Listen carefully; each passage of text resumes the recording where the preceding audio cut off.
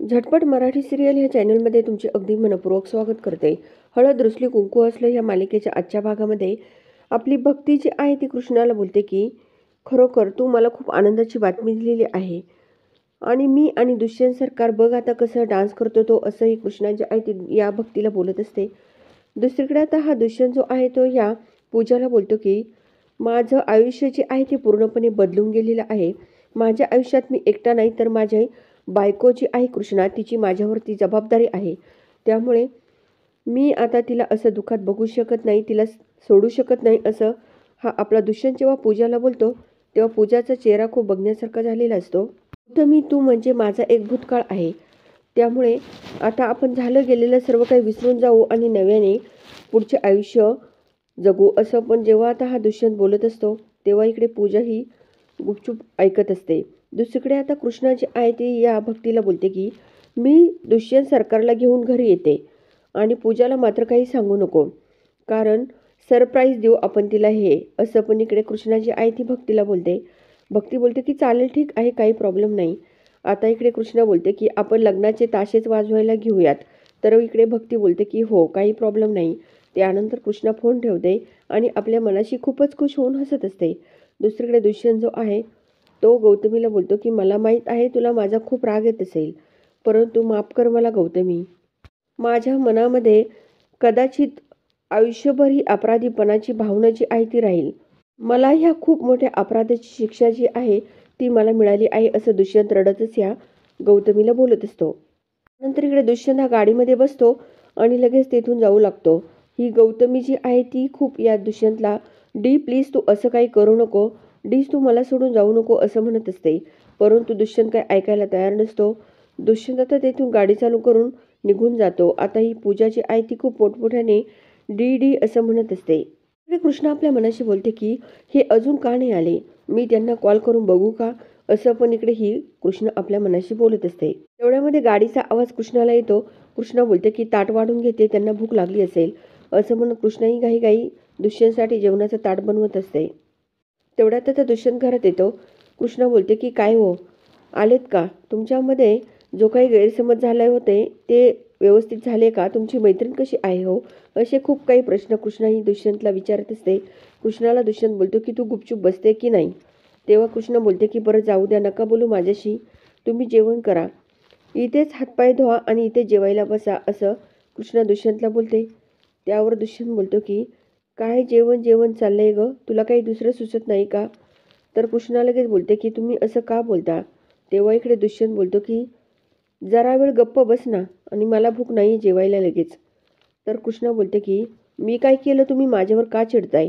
एवढ्या कष्टाने बनवलेला स्वयंपाक तुमच्या पोटात जावा त्यासाठी धडपड करते ना, आणि मला बोलता आणि माझ्यावर चिडता, असं कृष्णाही दुष्यंतला बोलते. तुझ्या पोटामध्ये 4 घास गेल्यावर मला थोडं बरं वाटेलच ना, म्हणूनच मी बोलते ना की जेवण करा म्हणून, असं कृष्णाही दुष्यंतला बोलते. इकडे हा दुष्यंत जो आहे तो लगेच इकडे रूममध्ये निघून जातो. कृष्णा जी आहे ती एकटीच विचार करत असते आता काय करावं. पूजा जी आहे ती आता आपल्या घरी आलेली असते. बिचारी भक्ती ही झोपलेली असते, रात्रीची वेळ असते. सावित्री तिला विचारते की काय ग, एवढ्या उशिरा आली का? तेव्हा इकडे पूजा बोलते की हो आई, मी आत्ता आले.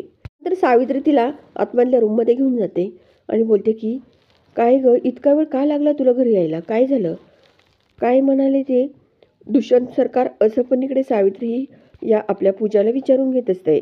त्यानंतर इकडे आता ही कृष्णा जी आहे ती इकडे घरी असते, परंतु ही आपली पूजा जी असते ती आपल्या आईला सांगते की अगं मला काय बोलला माहीत आहे का दुष्यंत, आमची 7 जन्माची गाठ बांधली आहे, माझं लग्न झालेलं आहे, मी नाही विसरू शकत तिला, असं. पण इकडे दुष्यंत मला बोलला असल्याचंही पूजा आपल्या आईला सांगते.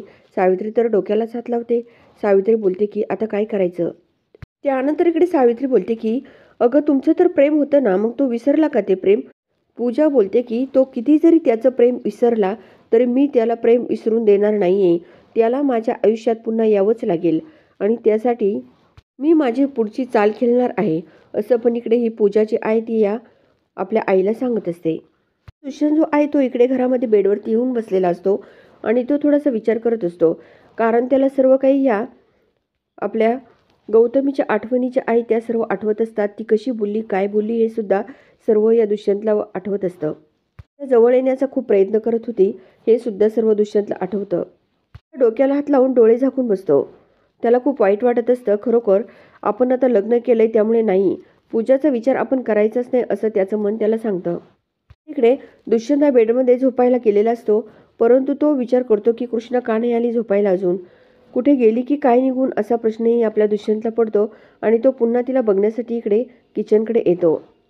एवढ्यामध्ये आता दुष्यंत जो आहे तो माधव काकांना आवाज देतो. कृष्णा कुठे गेली बघितलं का हो तुम्ही, असं जेव्हा दुष्यंत त्यांना विचारतो तेव्हा माधव काका बोलतात की बघितलं नाही, परंतु कदाचित बाहेर बसल्या की काय बघून घेतो मी, असं पण इकडे हे माधव काका या दुष्यंतला सांगतात.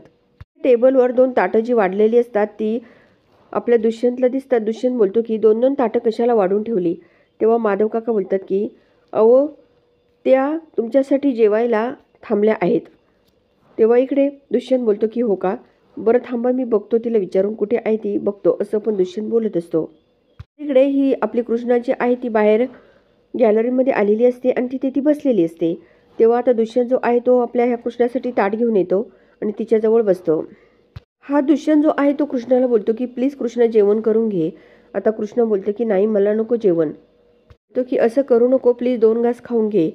तू जेवणार नाही का, या जेवणावर अजिबात राग काढायचा नाही. दोघंही आपण उपाशीच राहू, त्याच्यामुळे आपण दोघांनी जेवायचं, असं कृष्णाला दुष्यंत बोलतो. बोलतो की पहिला घास मी तुम्हाला भरवणार. तेव्हा इकडे दुष्यंत बोलतो की बरं ठीक आहे. आता दुष्यंत सुद्धा कृष्णाला प्रेमाने घास भरवतो आणि कृष्णाही दुष्यंतला घास भरवते. कृष्णाही खूप खुश होते आणि दुष्यंतही खुश होतो. दोघे आता जेवण करत असतात. दुष्यंत कृष्णाला बोलतो की पास्ता खूप छान झाला बरं का, तर आपली ही कृष्णा जी आहे ती थँक्यू असं बोलते. तर इकडे दुष्यंत बोलतो की कृष्णा थँक्यू बरं का.